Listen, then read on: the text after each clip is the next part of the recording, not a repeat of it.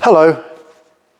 If you're watching this, you're quite possibly one of my confirmation candidates. So, welcome to your confirmation class. If not, you're very welcome anyway.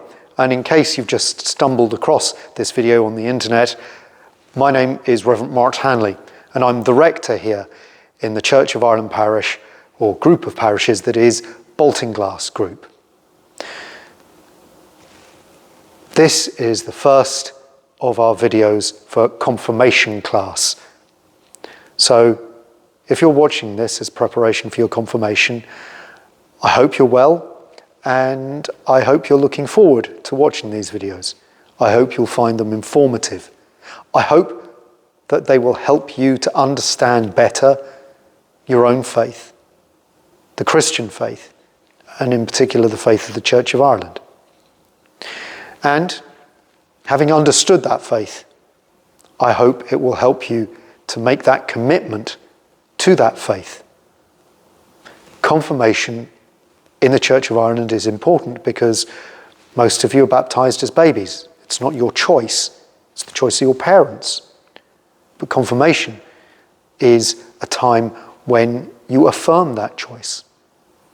Hopefully, you will say, yes, this is what I believe. This is the way of life I choose. And if you do decide that this is the faith for you, that this is the life you want to live, then you'll be presented to the bishop for confirmation. So it should be your choice, because confirmation is about becoming an adult member of the church, about making your own decisions, about making your way in the world in faith. So, I usually start off with an explanation like that and then give an outline of what we're going to do. Well, my hope is that I'll post a video on Wednesdays throughout Lent and throughout the Easter season. So there should be about 14 all in all. They won't be too long. And in each one, I want to say something about the Christian faith in general, and then try and say something about the faith within the Church of Ireland in particular. So, two halves, a general half and something about our particular faith community. The hope is then that this will prepare you and give you enough of an understanding to commit to that faith, as I've said. If you have any questions, you can write me an email. My email is rev.hanley, Hanley, @gmail.com. You could also leave a comment underneath one of these videos if you like. So if there's anything that particularly strikes you, or if there's anything you don't understand and you want me to talk about a little bit more in one of the other videos, please email or leave a comment.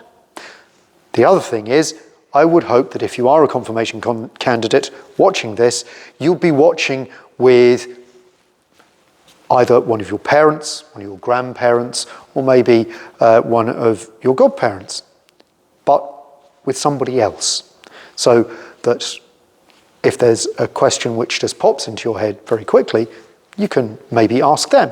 Maybe they'll know, or maybe they won't. So then you can email your question to me. But I think it's a good thing that if you're watching these videos as preparation for your confirmation, you're not watching alone. Now, I presume that will be your parents, since we're on lockdown and we probably can't watch with grandparents or godparents. But please, do watch with someone. So, first off, the first thing I usually talk about is God. Well, I talk about God quite a lot. It's kind of what I do. But God is a phrase that we use lots and lots What does that actually mean? I suppose throughout human evolution, the term has changed slightly. A lot of ancient cultures would have had gods for different things. Gods for weather, gods for the soil, gods for sea.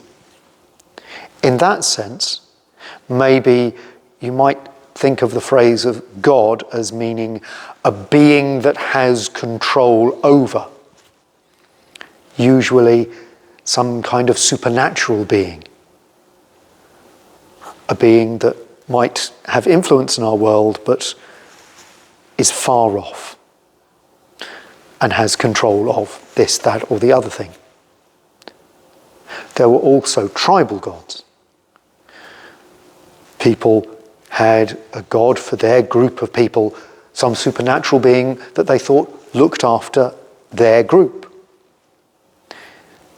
In some places, there was veneration, that means kind of worship or looking up to ancestors, thinking that people who had been in your family from years and years ago could influence your life here today. And then, I suppose about 5,000 years ago, a change started where some people who had a god who was in control of a particular area or a particular people started to think that maybe there was something beyond that. And we have the story of Abraham, who looked beyond worshipping something that was in control of just the weather, or something that was in control of just one family or one tribal group. And Abraham took the step to think that maybe there is something that comes before all these things. Maybe there is something that lies beyond creation, the world as we see it. And that was the God that Abraham chose to worship. Around this time, some other people had similar thoughts and thought that, yes, maybe, rather than thinking that there are supernatural entities looking after small areas of human endeavour, that there might be a force, an entity, something behind all of creation. When modern people talk about a God, that is what they mean. A force or an entity which is behind the world as we know exists. Particularly for us as Christians with the Bible, we have the wonderful stories in Genesis. In the beginning, God created the heavens and the earth. That outside of and beyond, but still involved with the creation in which we live, there is a force or an entity which caused everything in existence to be here. A Greek philosopher called Aristotle said that if you look at anything that is, something else made it be there. And if you think of the ancient gods of ancestors, well, who put the ancestors there? Or if you think of things that were in control of the elements, well, who put them there? Or how do they have control? Or if you think of a tribal god, well, what about everybody else? What is there that put these things in place? And so the idea that there is one thing that causes all other things to happen, Aristotle called a prime mover or an unmoved mover, something which starts everything else going. You may be familiar with the idea of the Big Bang Theory, that at the beginning of creation there was a big bang. Well, in this instance, the prime mover is the thing which makes the Big Bang happen. That is what we think of when we think of God. Something which causes all other things to be. Now, for all those other ideas of God, a force that's in control of the sea or the soil, as we develop and grow scientifically, we find out that there are laws of nature which control all those things. We know that the laws of physics control the universe. But where did they come from? And how come the world is as it is? We believe that behind all the laws of physics and all the laws of science, that sparking off all existence is a force, an entity that we call God. And our religious life is an attempt to understand what that means. What does it mean to exist? What does it mean to have this existence given to us by this force, this entity, or as we would say in Christianity, this person of God?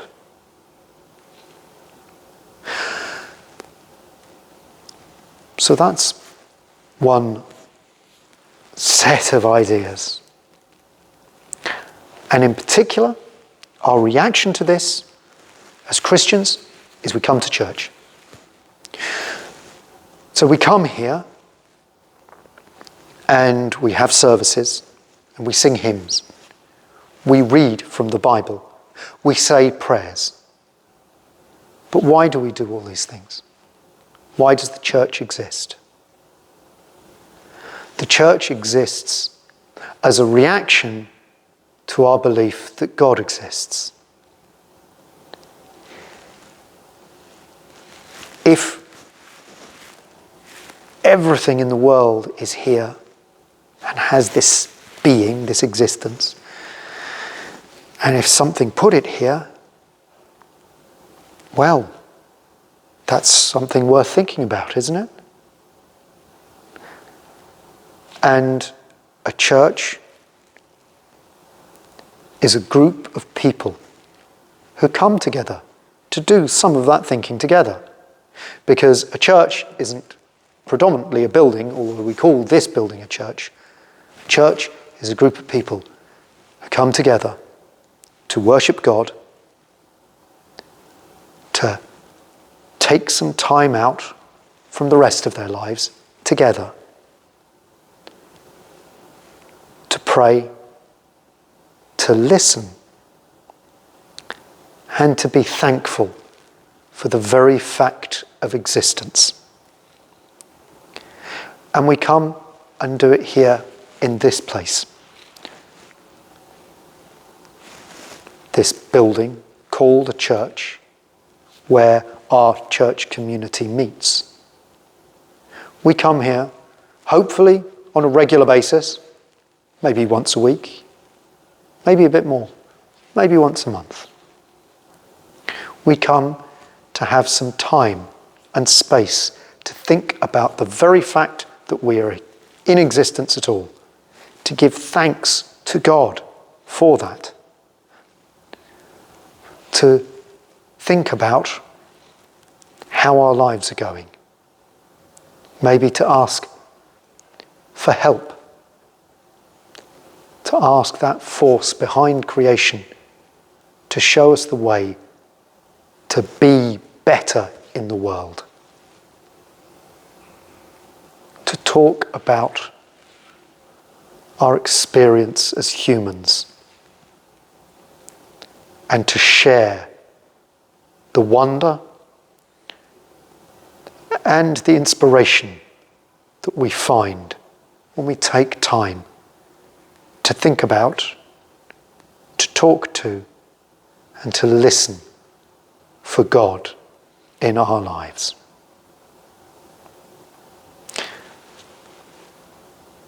I hope that made sense. And I'll talk to you again. God bless. Goodbye.